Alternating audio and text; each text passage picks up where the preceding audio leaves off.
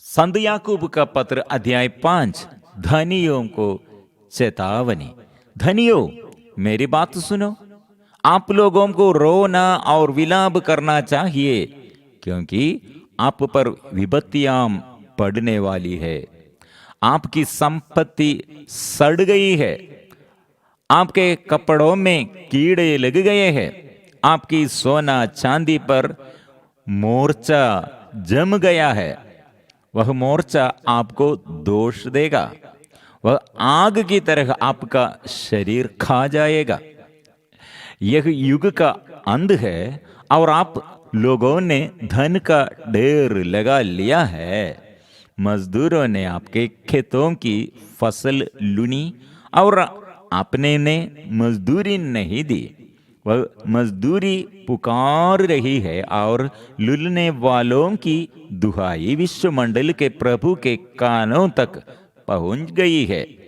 आप लोगों ने पृथ्वी पर सुख और भोग विलास का जीवन बिताया है और वध के दिन के लिए अपने को हष्ट पुष्ट बना लिया है।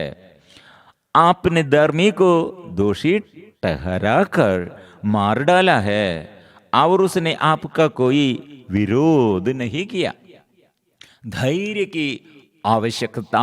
भाइयों, प्रभु के आने तक धैर्य रखे।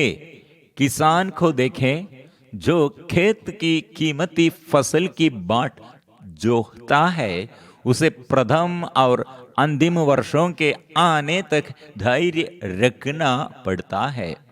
आप लोग भी धैर्य रखें, हिम्मत न हारे, क्योंकि प्रभु का आगमन निकट है। भाइयों, एक दूसरे की शिकायत न करें, जिसे आप पर दोष न लगाया जाए। देखिए, न्यायकर्ता द्वार पर खड़े हैं। भाइयों, जो नबी प्रभु के नाम पर बोले हैं, उन्हें सहिष्णुता तथा धैर्य का अपना आदर्श समझे। हम उन्हें धन्य समझते हैं जो दृढ़ बने रहे। आप लोगों ने योब के धैर्य के विषय में सुना है और आप जानते हैं कि प्रभु ने अंत में उसके साथ कैसा व्यवहार किया, क्योंकि प्रभु दया और अनुकंपा से परिपूर्ण है। शपथ नहीं खानी चाहिए। मेरे भाइयों, सबसे बड़ी बात यह है कि आप शपथ नहीं खाए, न तो स्वर्ग की, न पृथ्वी की और न किसी अन्य वस्तु की। आपकी बात इतनी हो, हाँ कि हाँ, नहीं कि नहीं। कहीं ऐसा न हो कि आप दंड के योग्य हो जाए। प्रार्थना की आवश्यकता। यदि आप लोग में कोई कष्ट में हो तो वह प्रार्थना करे। कोई प्रसन्न हो तो भजन गाए। कोई अस्वस्थ हो तो कलीसिया के अध्यक्षों को बुलाए और वे प्रभु के नाम पर उस पर तेल का विलेपन करने के बाद उसके लिए प्रार्थना करे। वह विश्वासपूर्ण प्रार्थना रोगी को बचाएगी और प्रभु उसे स्वास्थ्य प्रदान करेगा। यदि उसने पाप किया है तो उसे क्षमा मिलेगी।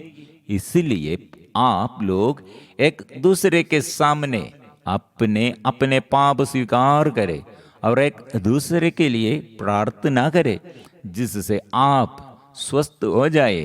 धर्मात्मा की भक्तिमय प्रार्थना बहुत प्रभावशाली होती है।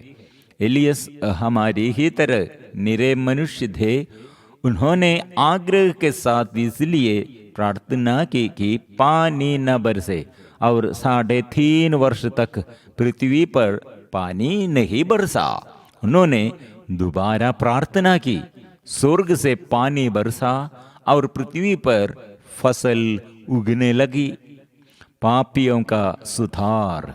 मेरे भाइयों, यदि आप लोगों में कोई सच्चे मार्ग से बढ़े और कोई दूसरा उसे वापस ले आए, तो वह समझे कि जो किसी पापी को कुमार्ग से वापस ले आता है, वह उसकी आत्मा को मृत्यु से बचाता है और बहुत से पाप हाँक देता है।